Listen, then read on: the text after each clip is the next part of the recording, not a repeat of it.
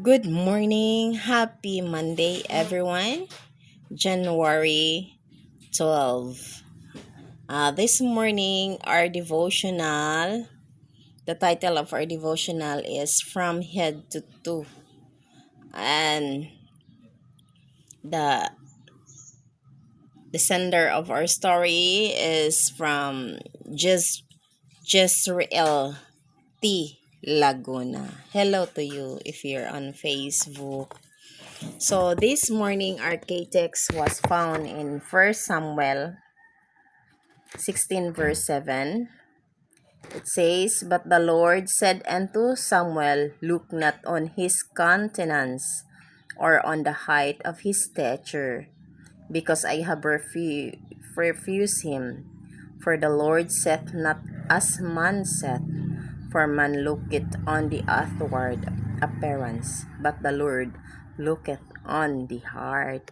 So yun, alam niyo yung story na ito is yung story ni David ito na nung 'di ba nagpatawag siya ng fiesta, tapos yung mga brother lang ni David, tapos siya ay iniwan doon nagbantay ng mga tupa. And then nung papilahin na yung mga brothers, ni isa sa kanila walang napili.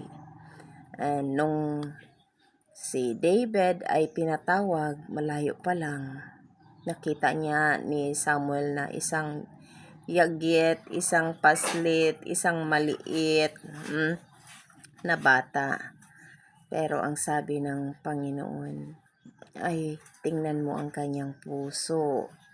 Ayan, so don't look on man's stature, sa kanyang katayuan, ngunit yung kanyang puso, ayan, yun ang iyong titingnan. So, ganun din ang mga tao, di ba? Tinitingnan tayo, hinuhusgahan tayo sa ating outward appearance. May mga tao na simple lang. Pero, ano pala, may kakayahan sa buhay. May mga tao na napaka-elegante, napakarami palang utang.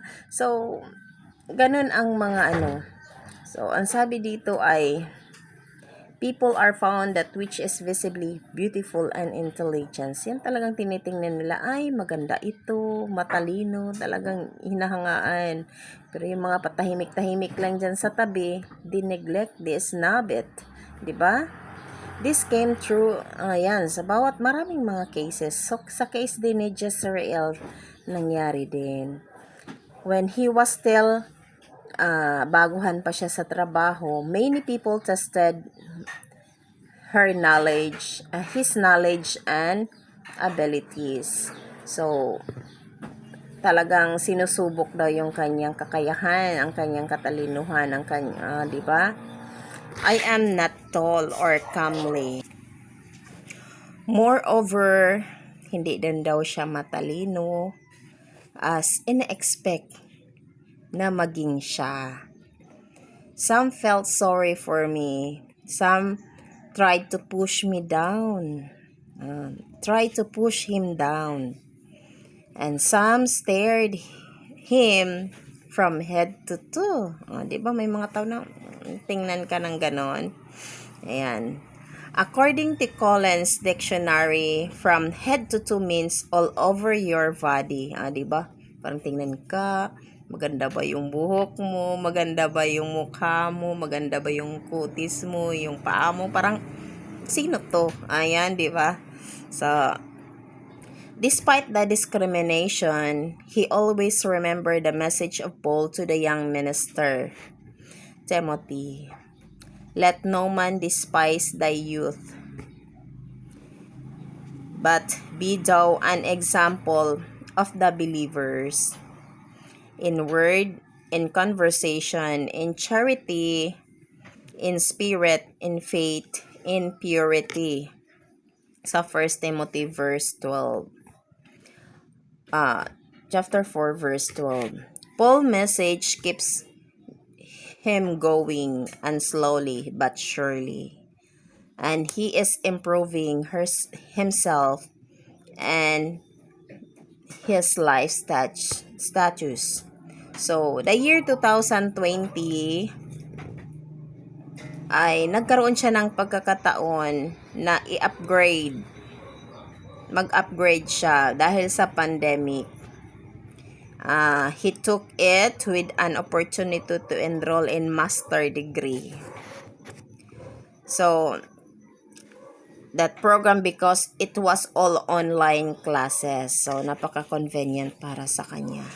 Thus, the keeping of the Sabbath was not a problem to him.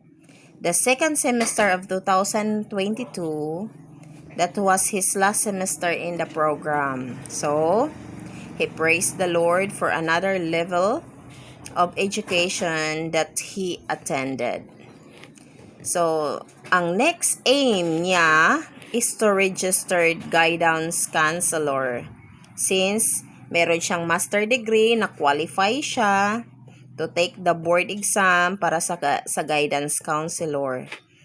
By God's grace and mercy, nagkaroon siya kinuha niya yung opportunity na ma-improve niya yung whole being niya. Just to set himself as an example for the believers. May His name be glorified. So, yung ating prayer today, ang sabi, Dear God, help us be examples to your children. Fill us with your Holy Spirit and incline our hearts to uplift your name above all nations. Let your everlasting promise of love be written in our hearts and minds. So this story, it reminds of every one of us. If there is discrimination and people putting us down, just bow down and pray and improve, and it is your opportunity to prove and to upgrade. Thank you for watching. May the Lord bless us this morning.